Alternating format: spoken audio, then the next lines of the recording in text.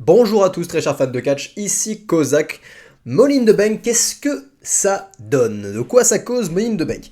Money in the Bank, ça s'ouvre de prime abord avec le match Money in the Bank. Bravo, c'est super, c'est génial, on s'amuse. 7 personnes s'affrontent sur le ring. 4 mid-carders jobbers et 3 acteurs principaux. Ces derniers étant Damian Priest, Logan Paul et LA Knight. Le gros babyface mis over par rapport à toutes les semaines du build. Un catcheur qui a gagné en popularité, en popularité, en popularité. Un mec qui était un heel, qui commence petit à petit à tourner babyface puisque la WWE semble enfin écouter les fans et donner à LA Knight un run de babyface puisqu'il le mérite avec ses promos, ses confrontations face à Logan Paul, des promesses de rivalité qui peuvent être exceptionnelles, des vraies tensions électriques et des promos qui rappellent celles du rock, bref, l'émergence d'une star.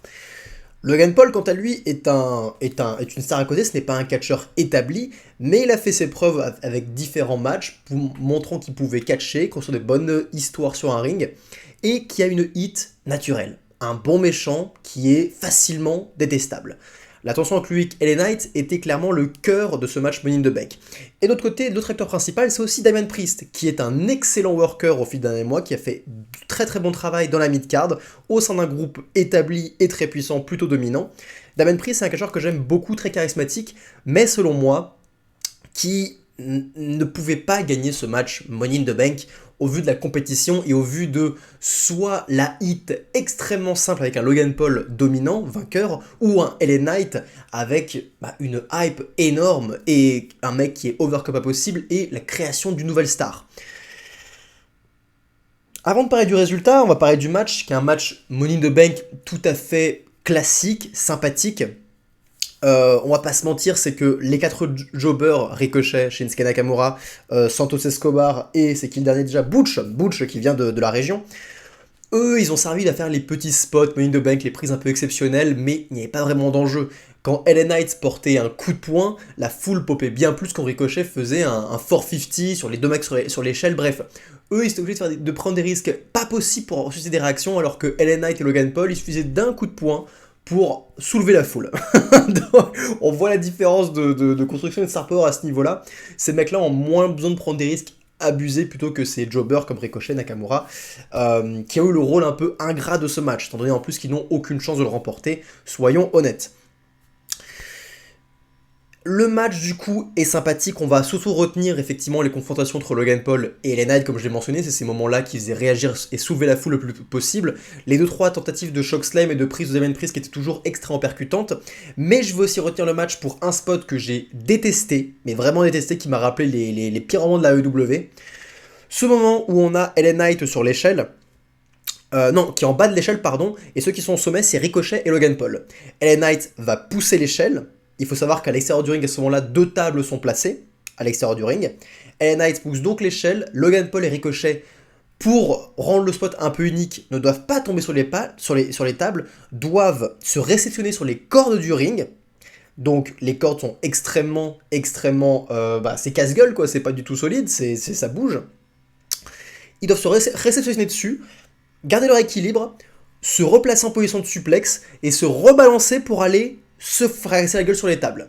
Évidemment, ce qui se passe arrive, Logan Paul n'est pas un catcheur établi, c'est un athlète qui a prouvé que c'est un très bon athlète, mais est-ce que c'est nécessaire de faire prendre à une star qui n'est pas un catcheur établi, c'est une star de l'internet, est-ce que c'est nécessaire de faire prendre des risques pareils à une star de l'internet? Je sais que c'est un très bon athlète, et encore une fois, là, mais putain, là il a risqué sa vie, là il aurait pu se buter, Logan Paul, vraiment, il aurait pu se buter. C'est Ricochet doit faire le spot, sinon ça va ressembler à rien, donc elle est dans l'urgence parce que Logan Paul n'a pas encore son équilibre.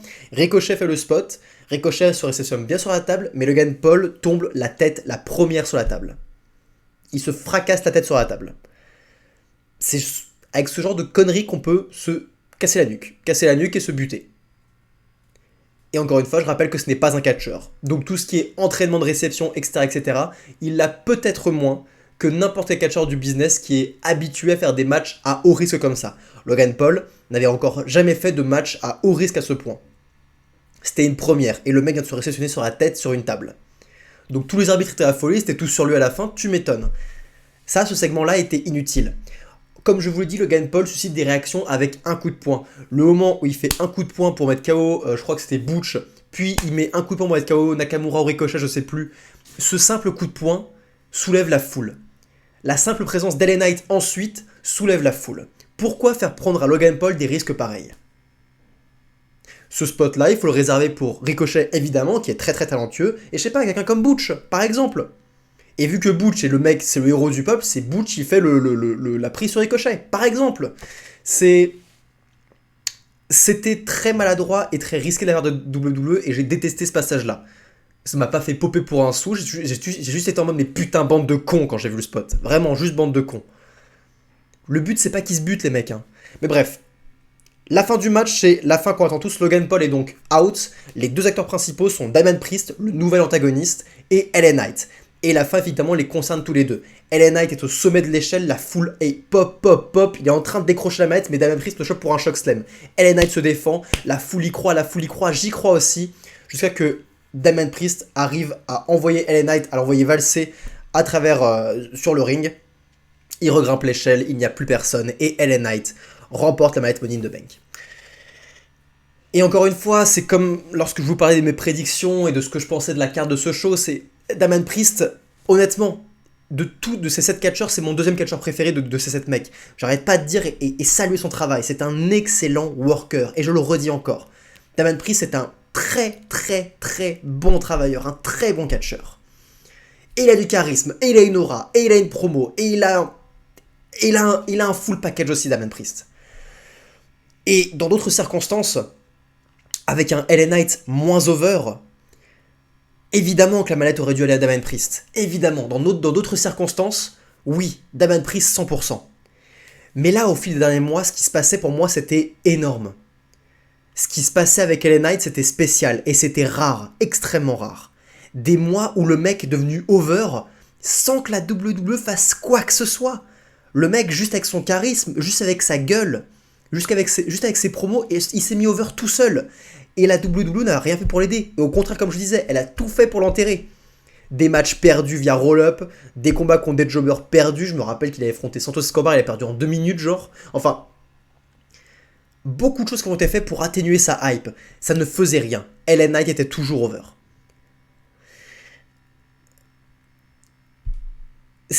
Pour moi, je pense que ça va atténuer sa hype, malheureusement. Hormis si la WWE fait le bon choix et que LA Knight ait une rivalité immédiate avec Logan Paul. Ou avec un nom établi, un nom avec du star power. Une rivalité sur 1 ou 2 mois où LA Knight est mis over. Un peu à l'instar en 2016, à l'instar d'un Edge Styles face à John Cena à SummerSlam, où Edge Styles a été mis over, a remporté son match face à John Cena et ensuite devenu champion de la WWE puisqu'il était, clairement avait battu un nom extrêmement établi et pouvait du coup prétendre à un titre mondial. LA Knight n'a pas eu la manette Money in the Bank. Il faut qu'LA Knight ait une rivalité importante. Je dis pas forcément face à un nom comme John Cena, c'est peut-être un peu trop abusé. Enfin, je dis ça, mais j'aimerais énormément le voir dans une rivalité face à John Cena, imaginez, ce serait fantastique.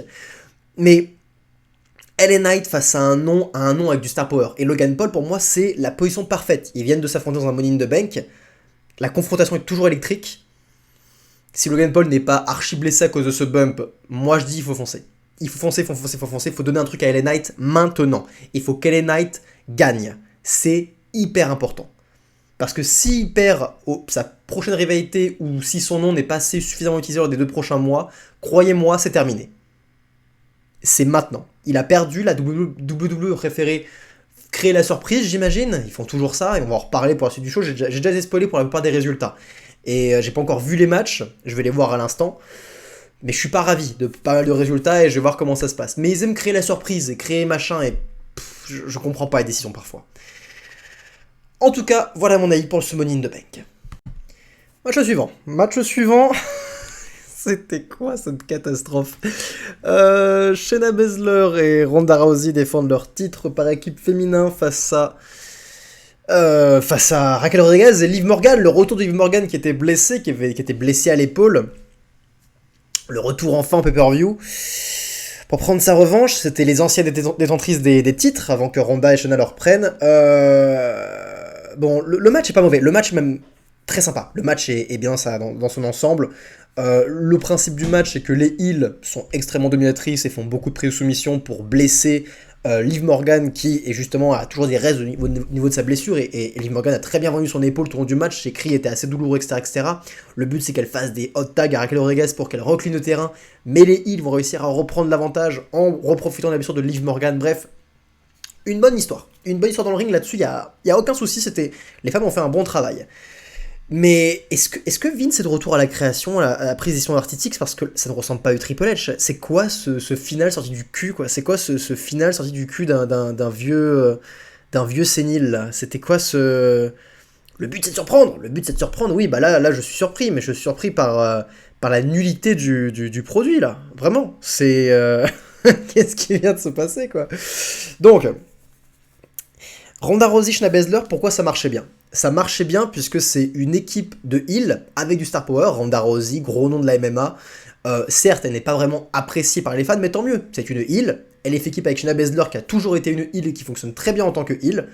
Les deux femmes ont un nom. Les deux femmes ont été établies comme étant dangereuses. Les deux femmes peuvent aider à développer une division par équipe. Une division par équipe qui manque cruellement à la WWE. Il y a très peu d'équipes féminines et ces deux femmes peuvent permettre de élever des équipes féminines, justement. C'était le but. Pourquoi elle et pas Raquel et Liv Morgan? Puisque Raquel Rodriguez et Liv Morgan sont deux talents qui ont beaucoup plus de potentiel en solo qu'en équipe.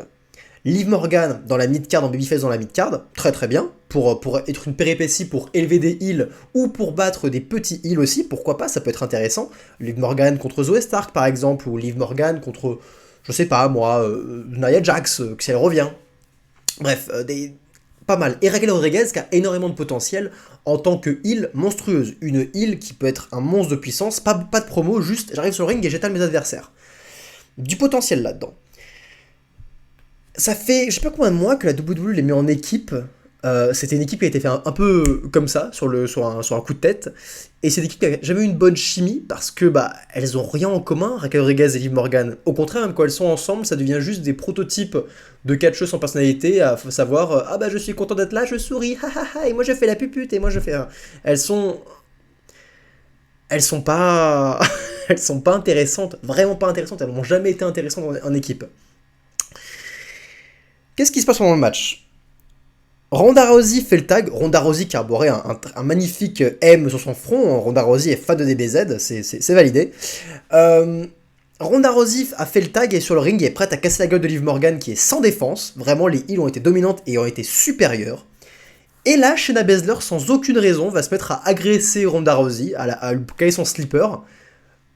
Les commentaires sont « Mais mon Dieu, qu'est-ce que fait Shayna Baszler, qu'est-ce que... » Et moi, je suis en mode « Mais qu'est-ce qui se passe? C'est quoi ce problème? Pourquoi elle fait ça en plein match de championnat ?»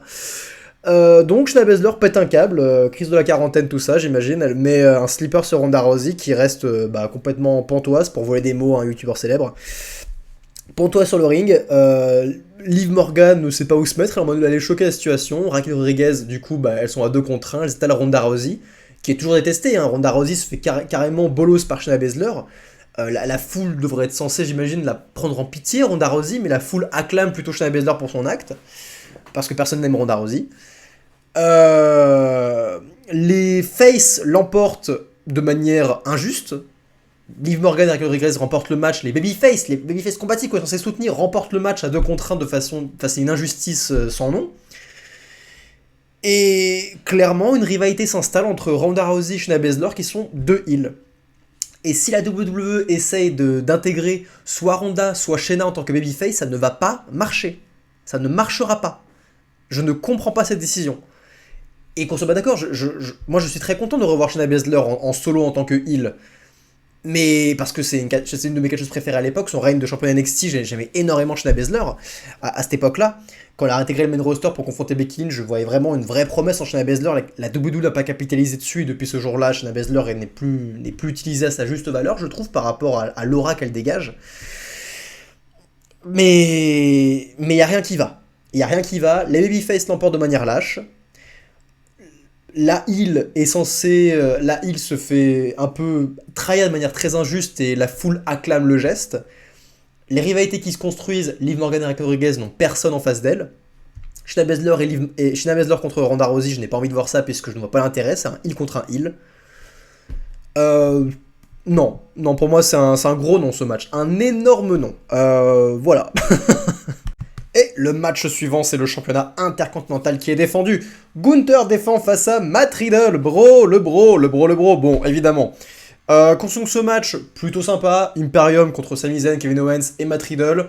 Au fur et à mesure des semaines, les tensions sont un peu grandis. C'était clairement une rivalité de transition, une petite rivalité tranquille pour un petit pay-per-view.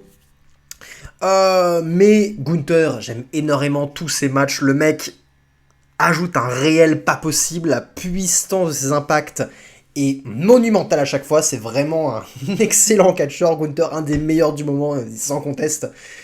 Un excellent champion intercontinental. Et il affronte donc Matt Riddle qui, quant à lui, a beaucoup de potentiel, a beaucoup de points forts, a beaucoup de choses où il a énormément de facilité, mais peut aussi se laisser avoir par ses démons et faire des choses un peu cringe. Je parle souvent de ces enchaînements où j'étale mes paumes de main contre les pectoraux adversaires. C'est des trucs un peu cringe qu'on n'y croit pas vraiment. Au contraire, Matt Riddle manque beaucoup d'impact. Là où Matt Riddle excelle, et c'est à chaque fois là où je l'ai souvent dit, c'est dans sa fluidité d'enchaîner les prises de soumission qui sortent de nulle part, par rapport à son passif de combattant MMA. Et ce que j'ai beaucoup aimé dans ce match, un match où l'enjeu, il n'y a pas d'enjeu, Gunther allait forcément gagner, Matt Riddle n'avait aucune chance face à Gunther, mais ils ont au moins essayé de construire une bonne tension, essayé de montrer un véritable combat. Et là-dessus, le pari était réussi. On a vu un véritable combat. Gunther qui étalait Matt Riddle au fur et à mesure, qui le rappelait à l'ordre, et Matt Riddle qui se défendait tant bien que mal, en appliquant des prises de soumission qui sortaient de nulle part, et en mettant Gunther en difficulté dans des moments complètement inattendus.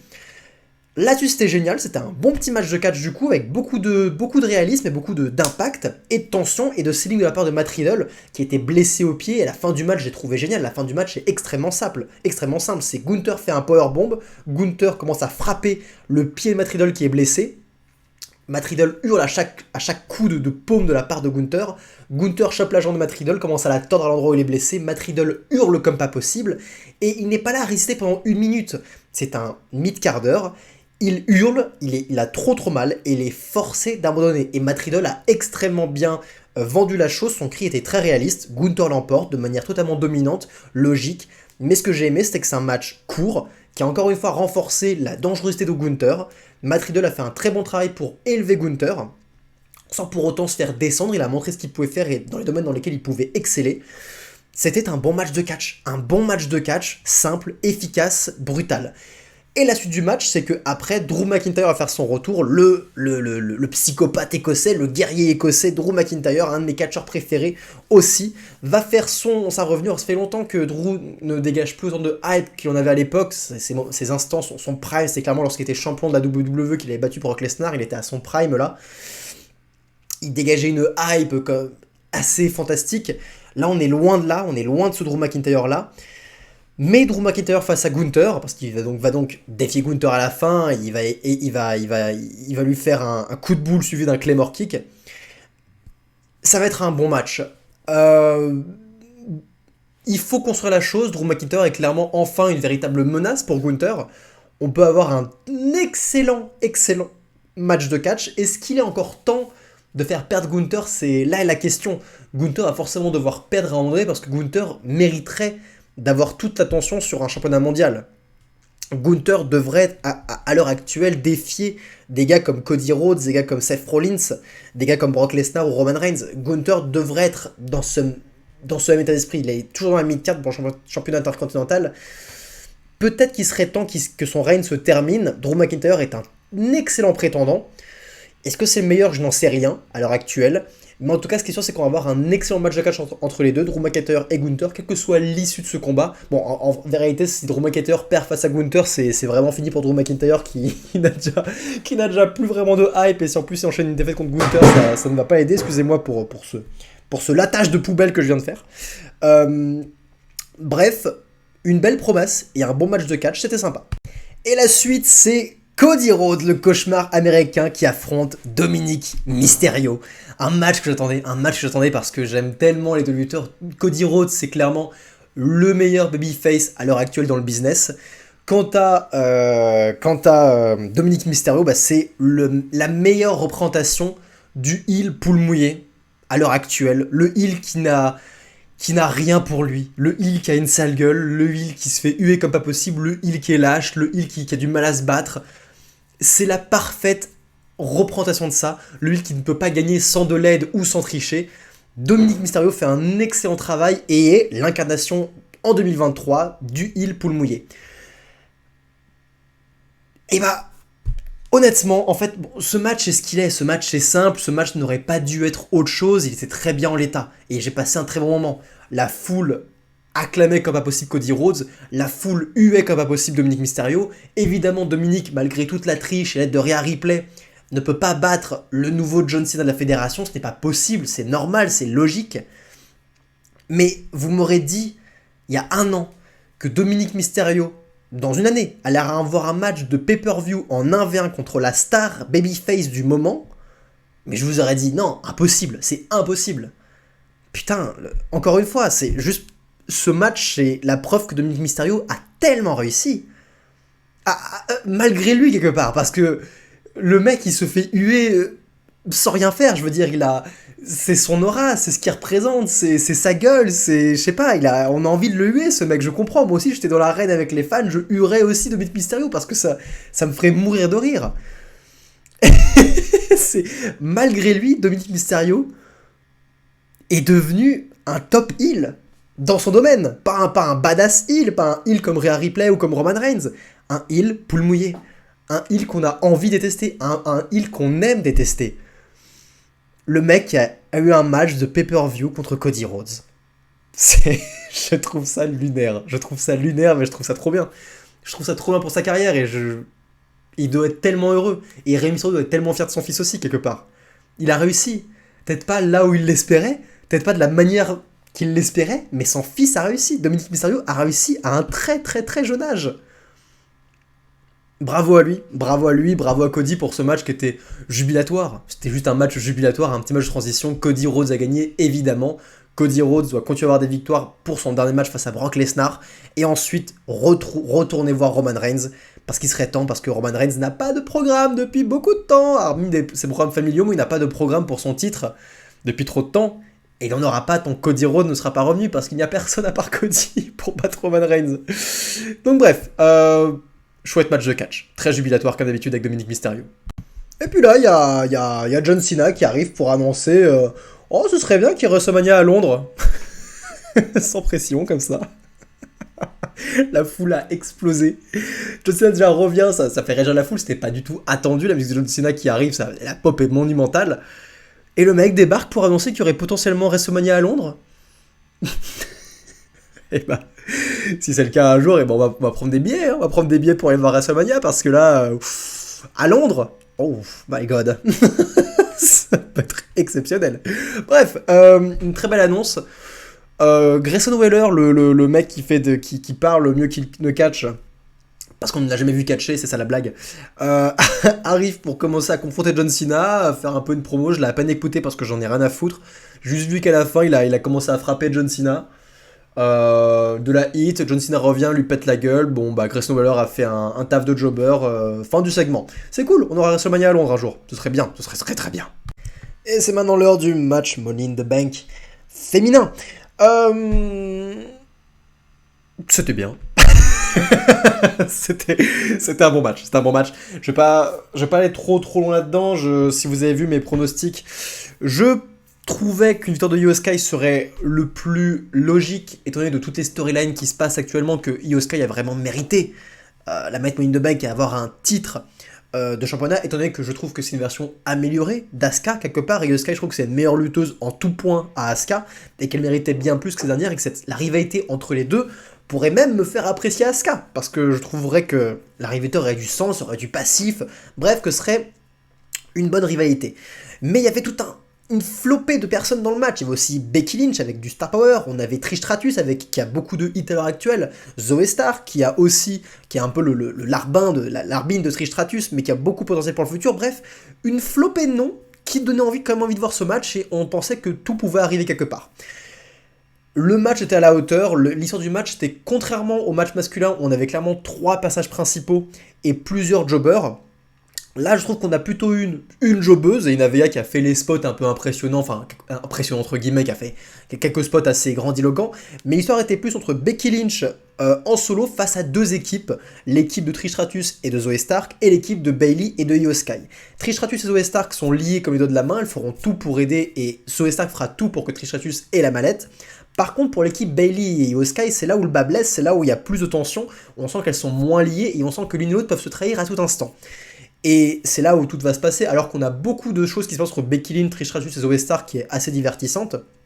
Le cœur de l'histoire et de la fin du match va vraiment être sur Io Sky et Bayley qui vont se trahir. Bayley en effet va trahir Io Sky qui était à deux doigts de gagner le match Money in the Bank. Bayley va la faire tomber et on sent sur le regard de Bayley qu'elle regrette un peu ses actes mais qu'elle fait putain merde, allez faut y aller au bout d'un moment, c'est une opportunité en or et elle y va. La foule va huer Bayley qui jusqu'à présent quand même avait beaucoup de chants de soutien. Et quand on arrive à ce moment-là, on a Bayley face à Becky Lynch, la star contre contre la heel qui vient de trahir son ami. Donc ça marche très très bien, les deux s'échangent des coups. Et là, c'est là où j'ai crié au génie. J'ai fait, putain, ce segment-là était génial. C'est que Becky Lynch, à un moment, avait des menottes. Zoe Stark avait menotté Becky Lynch sans pour autant réussir à la menotter quelque part. Donc Becky Lynch avait des menottes attachées à elle, tout le long. Et là, c'est là où Io Sky va attraper de nulle part la main de Becky Lynch, va attacher sa main à celle de Bayley qui vient de la trahir. Les deux sont bloquées parce qu'elles sont au milieu de l'échelle et leurs bras ne peuvent donc aller nulle part. Elles sont bloquées par par l'échelle en fait, par les marches de l'échelle. Et Io Sky va profiter de cette situation pour grimper sur son maître, sur Bayley quelque part, sa maîtresse. Elle va escalader Bayley qui ne peut rien faire, qui est liée à Becky Lynch. Io Sky va se mettre sur l'échelle et va décrocher cette mallette qu'elle mérite énormément. Et la manière dont déjà elle la décroche, qui est géniale parce que c'était clairement la meilleure chose à faire. Et d'autre part, la manière dont elle a décroché sa mallette en marchant symboliquement sur sa maîtresse, en lui passant dessus. Symboliquement et dans le résultat, c'était trop beau. C'était très très beau. Le match était franchement sympa. On est sur du match Money in the Bank classique où il y a beaucoup de spots, beaucoup de choses qui se passent. Mais ça restait plutôt visible. Le problème que j'ai avec les matchs Money in the Bank, c'est que ça a beau être impressionnant, c'est souvent casse-gueule, et l'échelle tombe par terre, et du coup on risque plus de dégâts, ou l'échelle est mal placée, du coup on trébuche, etc., etc. Il y a beaucoup de choses qui se passent, mais les lutteuses ont fait quand même un très très très très bon travail. La foule a eu son pesant de spectacle, et l'histoire a pris le dessus à la fin du match, et la bonne compétitrice a gagné. Si seulement ça aurait été le cas aussi pour le match masculin, ça aurait été une nuit fantastique, malheureusement. Ce n'est pas le cas. Mais bon, Io Sky a remporté le match, c'était le bon résultat. Hâte de voir la suite du coup. Hâte de voir ce qu'elle va faire avec sa mallette. Et match suivant, le nouveau championnat mondial qui n'est même pas défendu en main event ou en opener. Le championnat du World Heavyweight Championship qui est si prestigieux, si prestigieux. Bon, on va pas reparler de ça au bout d'un moment, c'est bon, vous avez compris mon avis. Seth Rollins, champion, défend face à Finn Balor, le prétendant au titre. Le match est bien, au bout d'un moment, c'est deux super lutteurs, ils ont du passif, c'est technique, il y a beaucoup de selling, Seth Rollins qui vend beaucoup au niveau des abdos puisqu'il s'est pris beaucoup de coups de grâce de la part de Finn Balor, qui va en plus lui refaire subir la même chose, beaucoup de coups de grâce au niveau des abdos, donc tout le selling de Seth Rollins au niveau des abdos, c'est la stratégie principale de Finn Balor. Seth Rollins c'est techniquement un peu meilleur dans le kayfabe que Finn Balor, il parvient à revenir dans le match plusieurs fois. Un bon match technique plutôt long avec du bon signe, des bonnes offenses, des gros finishers, pedigree, etc. C'est plutôt stylé. Quand arrive la fin où Damian Priest va revenir avec sa mallette fraîchement reçue pour effrayer un peu Seth Rollins va un peu toiser Damian Priest qui va juste se poser par terre sur la chaise. Et c'est à ce moment-là où le drame arrive alors que Finn Balor tient Seth Rollins, lui enchaîne plusieurs coups de grâce.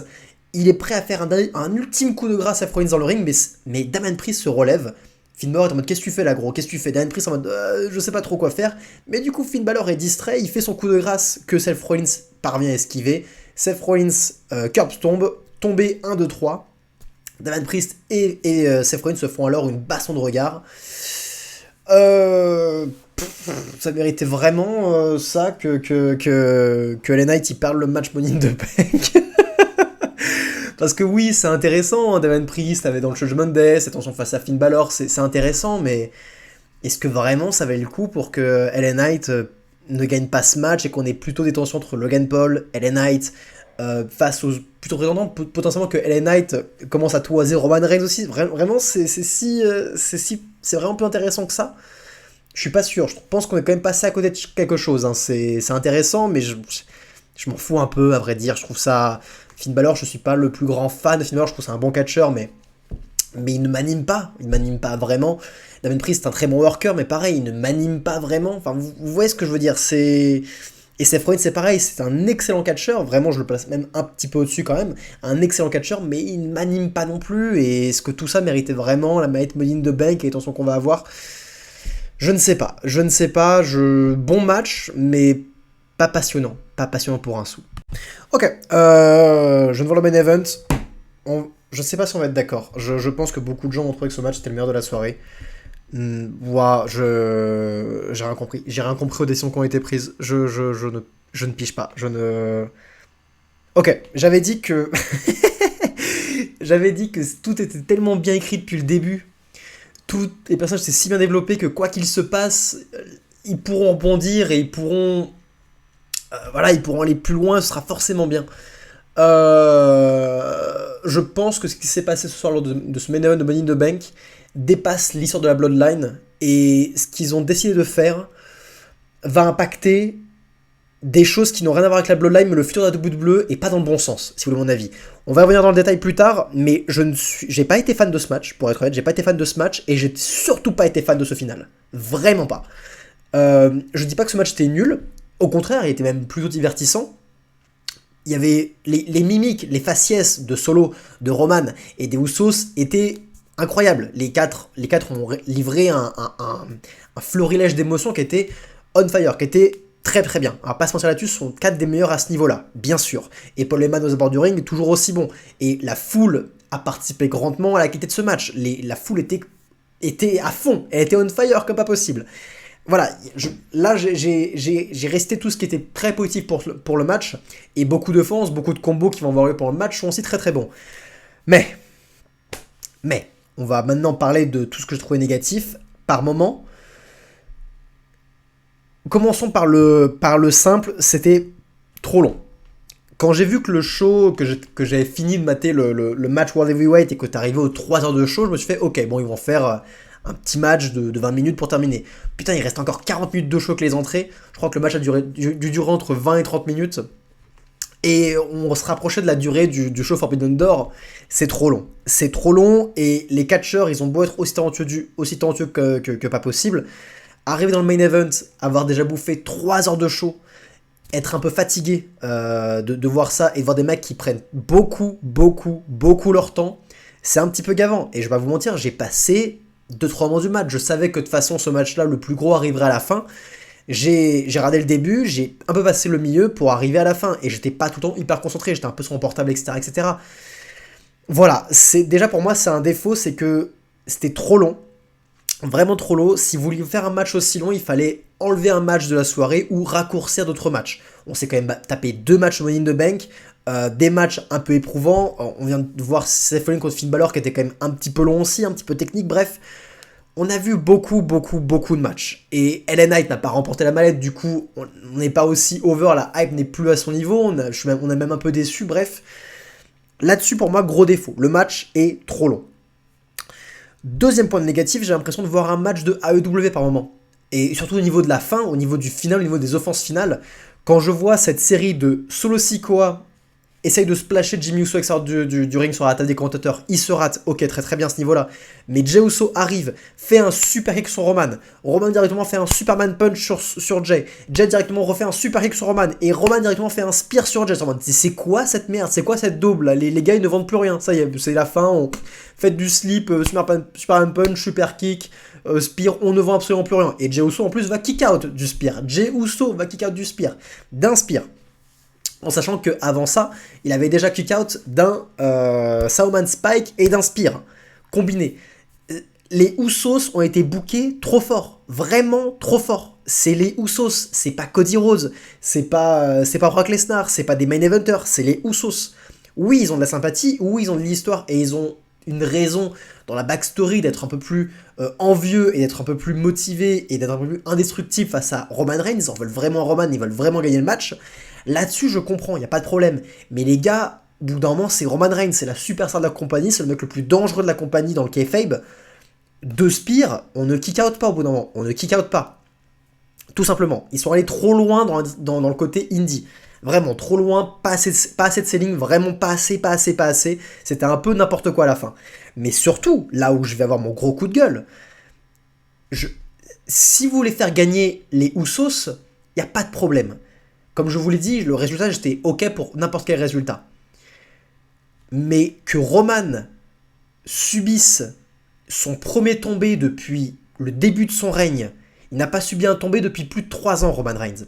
Que ce soit Roman Reigns qui subisse le tombé sans que cela s'accompagne de la perte de son titre, je ne suis pas d'accord avec cette décision. Je trouve que c'est du grand n'importe quoi.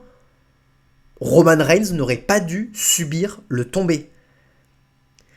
Pourquoi ? Parce que la prochaine fois, la fois où il va perdre son titre, ou Cody Rhodes, je ne sais quel babyface, va lui arracher son titre, en lui faisant faire un tombé, ça n'aura pas le même impact, ça n'aura pas le même effet. Roman Reigns a déjà subi un tombé, Roman Reigns a déjà prouvé qu'il était battable. Et cela ne s'accompagne pas de son titre, il est toujours champion de la fédération. Sa légende a été ternie. Donc le babyface qui va battre Roman Reigns sortira moins grandi au final que ce qu'il aurait pu être. Vous voyez ce que je veux dire ? Cette décision créative que Roman Reigns subisse le tombé par un Uso sans que ça s'accompagne d'une prise de titre, je ne comprends pas cette décision. Pour moi, c'est du bullshit cette décision. C'est Solo Sikoa qui aurait dû morfler le tombé. Parce que c'est normal. C'est normal. Au bout d'un moment, c'est pas... Waouh, cette décision, je ne l'ai vraiment pas comprise. Elle me dépasse. Je trouve que ce main event était raté à ce niveau-là. Vraiment raté. Parce que la Bloodline, on ne veut pas voir un grand match de catch. Oui, ils peuvent, mais on peut avoir un grand match de catch. On veut voir une suite logique, des personnages approfondis qui évoluent, etc., etc. Mais là, on est trop dans un écosphère. L'écosphère a pris le dessus sur le business en règle générale. Il ne faut pas oublier que Roman Reigns, ce n'est pas que la Bloodline. Roman Reigns, c'est le plus grand champion de la fédération. Et que la chose principale, ce n'est pas la rivalité entre les Usos, l'histoire de famille entre les Usos et Roman Reigns. La chose principale que la WWE devait prendre en compte, c'est qu'un babyface batte Roman Reigns pour le championnat du monde. C'est ça l'enjeu principal. Les Usos contre Roman Reigns, c'est un super complément, c'est une superbe histoire, je dis pas le contraire, mais ça ne devrait pas être la sève de la WWE, ça ne devrait pas être l'enjeu principal. Là, avec cette édition, que les Usos qui battent Roman Reigns, qui lui fassent faire son premier tombé depuis plus de 3 ans, c'est une décision créative qui me dépasse. Donc ça, que Roman Reigns subisse son premier tombé à Money in the Bank par un Usos dans un match tag team sans enjeu, c'est plus important que Cody Rhodes l'emporte face à lui dans le main event de WrestleMania pour les titres, pour le championnat du monde. Ça me dépasse. Je ne comprends pas cette décision et c'est une des premières fois où je trouve que cette décision créative concernant la Bloodline, c'est du grand n'importe quoi. Que ce match n'était pas réussi. Je suppose que beaucoup de gens vont dire que c'était le meilleur match de la soirée. Je le vois venir à des kilomètres. Je suis désolé, je dis beaucoup de mal sur la AEW. Que les gens pensent que je suis un fan de la WWE. Quand la WWE fait des choses mauvaises, je dois le dire. Et dans la grande majorité des décisions prises, je trouve que ce show, Money in the Bank, a été raté. Vraiment raté. Je ne comprends pas la plupart des décisions. LA Knight qui ne remporte pas la mallette. Raquel Rodriguez et Liv Morgan qui redeviennent championnes par équipe. Roman Reigns qui subit son premier tombé depuis plus de 3 ans dans un match sans enjeu. Pour le business, je veux dire par là. Je ne comprends pas. Non, je n'ai pas été fan de Money in the Bank. Je trouve que Money in the Bank n'a pas eu de grands matchs. Je trouve que Money in the Bank a eu des décisions créatives qui ont plus fait de mal au produit que du bien. Et je n'ai pas vraiment envie de voir la suite. Parce que Damien Priest en possesseur de la Money in the Bank, ça me hype pas tant que ça. Sans être outré, je suis vraiment confus par ce Money in the Bank. Dites-moi ce que vous en avez pensé dans les commentaires. C'était Kozak. Prenez soin de vous, bande de fans de catch.